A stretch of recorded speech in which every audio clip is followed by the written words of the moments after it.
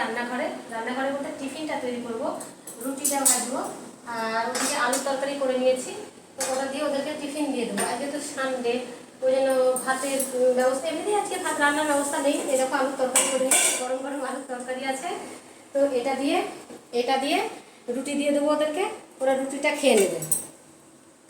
কালো জিরে কাঁচা লঙ্কা দিয়ে আলু তরকারিটা করেছি, খেতে খুব ভালো লাগে। তো ওটা দিয়ে ওদেরকে টিফিনটা দেবো। আমি ভাবছি যে এখন বাজে 8:30 বাজেনি, 8:20 বাজছে। তো ভেজে রাখি, 9টার সময় খেতে দিয়ে দেবো, খাওয়া হয়ে যাবে। আমি তো দুটো মুড়ি খাবো, মুড়ি শসা কলা, এই হচ্ছে আমার টিফিন। তো আমি রুটিটা ভেজে নিয়ে তোমাদের সামনে আসছি। টিফিনটা তৈরি করে নিলাম, নিয়ে এই যে কাপড়টা গোছাতে আরম্ভ করেছি। এই কাপড়টা পরে গতকালকে গেছিলাম পুজো বাড়ি, পাশের বাড়িতে পুজো ছিল, তো তাই গেছিলাম সন্ধ্যাবেলায়। এবার সকালে উঠে একটু রোদে দিয়েছিলাম, এবার এটাকে ভাঁজ করে ভরে দিই, নইলে এই বাইরেই পড়ে থাকবে। তো আমি এগুলো যেহেতু আমি বাড়িতে পড়ি না, ওই জন্য সঙ্গে সঙ্গে ভরে দেওয়া, রোদে দিয়ে একটু রোদে দিয়ে এটাকে যদি আমি ভরে দিই তাহলে এটা ভালো থেকে যাবে, নইলে ওই বাইরে পড়ে থাকবে, ময়লা পড়বে। তো সঙ্গেকার কাজ সঙ্গে সঙ্গে করে নেওয়াই ভালো, আর আমি প্রতিটা কাজ সেটাই করি, ফেলে রাখি খুব কম। তো এটাই ভরে দিলাম। এবার আমি যাব পাশের ঘরে আলমারিতে, যে একটা চুড়িদার বের করব, কেননা যাবো আজকে বাবার বাড়ি। তো চুড়িদারটা ভাবলাম শাড়ি পরে যাব, কিন্তু যা প্রচণ্ড গরম না, শাড়ি পরা খুব মুশকিল। তো ওই জন্য একটা চুড়িদার বের করবো আর একটা ব্যাগ বের করব। এই আলমারিটা ওপরের ঘরে ছিল, তো ওপরের একটা ঘরে দুটো আলমারি হয়ে গেছে, ওই জন্য এটাকে নিচে নিয়ে চলে এসেছি। আর এই টুকটাক জিনিসগুলো রাখলে না চট করে বের করতেও সুবিধা, তো সবসময় ওপরে যেতে হয় না। সবসময় ওপরে যেতেও বিরক্ত লাগে, যে এই যে বের করে নিলাম এটা সুবিধা, আর এইটা যদি ওপরে থাকতো না তা আবার আমাকে দৌড়তে দৌড়তে ওপরে যেতে হতো। তো বের করা হয়ে গেল। এবার আমি স্নানে যাব, স্নানে গিয়ে তারপরে তখন রেডি হয়ে নেব। অনেকক্ষণ পরে আমি তোমাদের সামনে এলাম। আমি সকাল থেকে সব কাজ করে নিয়েছি, সবই হয়ে গেছে, স্নানও হয়ে গেছে, তোমরা দেখছো আমি রেডি হয়ে গেছি। আমি যাব, আজকে তোমাদেরকে সকালেই বললাম যে আজকে রান্না বান্না নেই, আমি যাব একটু মায়ের বাড়ি, মানে বাবার বাড়ি আর কি, মাদের বাড়ি। তো একটা কারণ আছে যার জন্য আমি যাব। আজকে 28শে জুলাই, আজকের দিনেই আমাদের বাবা আমাদেরকে ছেড়ে চলে গেছে। তো আজকের দিনটা আমরা 4 ভাই বোন এক জায়গায় থাকি, যতটা টাইম পারি মায়ের কাছে থাকি। অনেক দিন হলো, আজ কম দিন হয়নি। তো তোমার যাই হোক, আজ প্রতি বছরই আমরা এই দিনটা এক জায়গায় থাকি 4 ভাই বোন।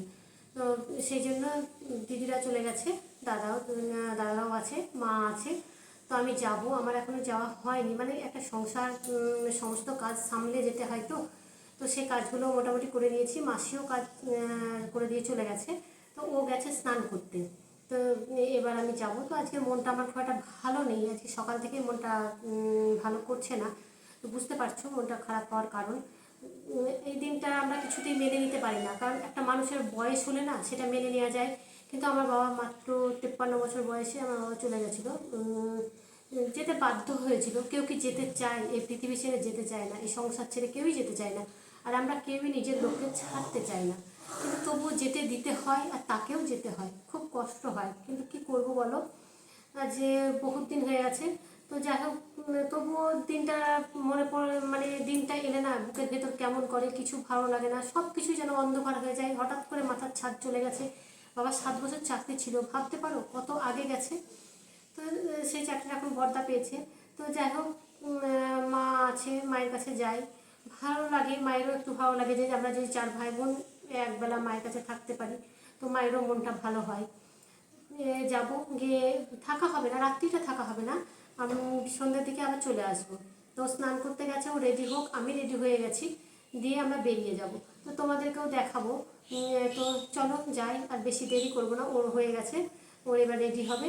তারপর তোমাদেরকে ওখানে গিয়েও তোমাদের সঙ্গে কথা বলবো, তোমাদেরকে দেখাবো।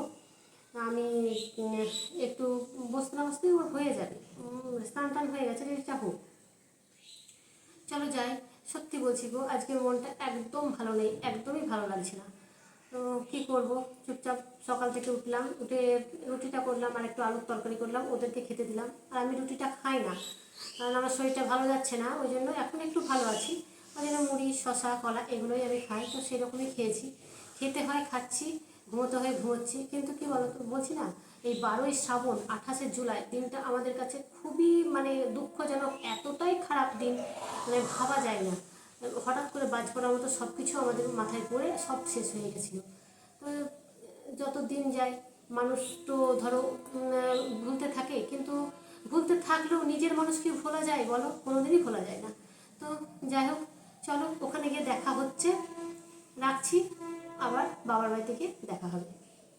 চলে এলাম বাবার বাড়ি। এসে যে বাবার ছবিতে প্রথমেই প্রণাম করলাম। এদিকটি মানে মালা টালা পরানো হয়েছে, একটু প্রসাদ দেওয়া হয়েছে, বাকি ফল টল কেটে দেওয়া হয়েছে, মিষ্টি দেওয়া হয়েছে, কিন্তু ভাতটাও দেওয়া হবে।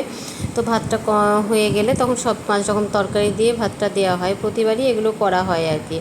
তো আমি এসে প্রণাম করে তারপরে আমি আসার আগেই দিদি চলে এসেছে। আমার আসতে 12টা বেজে গেছে, ওই জন্য দেরি হয়ে গেছে। মানে বাড়ি থেকে আসবো তো, বাড়িতে পুজো টুজো করে একটা সংসার থেকে মানে সব কিছু কাজকর্ম করে তারপরে তো এসেছি, ওই জন্য আসতে দেরি হয়ে গেছে। যাব 5টার দিকে বাড়ি চলে যাব। তো এদিকে প্রণাম করে তারপরে তখন সবাই মিলে একটু গল্প টল্প করছিলাম। ওদিকে দিদি চলে এসেছে অনেক আগেই, বড়দা চলে এসেছে, সবাই আছে। তো আমি ভাবলাম যে তোমাদেরকে একটু দেখাই বাবার ছবিটা, তারপরে তখন আমি গল্প করব। তো এদিকে মায়ের পুজোও হয়ে গেছে, ঠাকুর ঘরেই রেখেছে, এই সাইডে বাবার ছবিটা রেখেছে। আর এদিকে সিংহাসনে পুজো করেছে খুব সুন্দর করে, আমি যেভাবে সাজাই রেখেছে মায়ের সিংহাসনটাও কিন্তু সেইভাবেই সাজানো আছে। তো আমি যে বাড়িতেই যাই, মাদের বাড়ি বলো দিদির বাড়ি বলো, আগে ঠাকুর ঘরে ঢুকি, দিয়ে ঠাকুরকে প্রণাম করি, তারপরে তখন গল্প টল্প করি, যেগুলো করার করি। আর এখন আজকে তো এমনিতেই মন মেজাজ একদমই ভালো নেই, সকাল থেকেই ভালো নেই, কারণ আজকের দিনটা আমাদের কাছে খুব খারাপ একটা দিন, খুব কষ্টের একটা দিন। সেজন্য এই 12ই শ্রাবণ, 28শে নভেম্বর, এই 28শে জুলাই এলেই না মনটা খুব খারাপ হয়ে যায়, খুব খারাপ হয়ে যায়। মানে আজকের দিনটা এতটাই মানে খারাপ, আর এমনভাবে আমরা কাটিয়েছি ভাবা যায় না। যে বাবা ছিল আমাদের মাথার ছাদ, সব কিছুই ছিল, সে হঠাৎ করে চলে গেছে। আবার যদি মানুষের কী বলো তো, রোগে যায় কি 1 বছর পড়ে থাকলো, 6 মাস পড়ে থাকলো, এগুলো মানা যায়, কিন্তু হঠাৎ করে আজ আছে কাল নেই, এগুলো কিন্তু মেনে নেওয়া যায় না, একদমই না। তবুও মানুষকে মানতে হয়, এটাই নিয়তি, কি করা যাবে তাই না বলো? তো আমরাও সেইভাবেই মেনে নিয়েছি, কিন্তু এখনও মানে চরম কষ্ট হয়, চরম কষ্ট হয় আজকের দিনটা।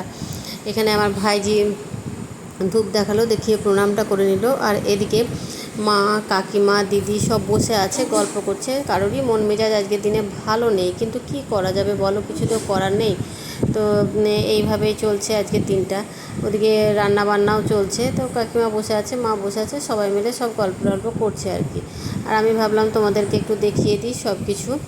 তো আমিও বসে গল্প করছিলাম, কিন্তু তার মধ্যে আমি একটু তোমাদেরকে দেখানোর জন্য এই ভিডিওটা করতে আরম্ভ করেছি। ওদিকে আবার আমাদের দুর্গা মন্দিরে মা দুর্গার গায়ে মাটিও পড়ে গেছে, ওটাও তোমাদেরকে দেখাবো।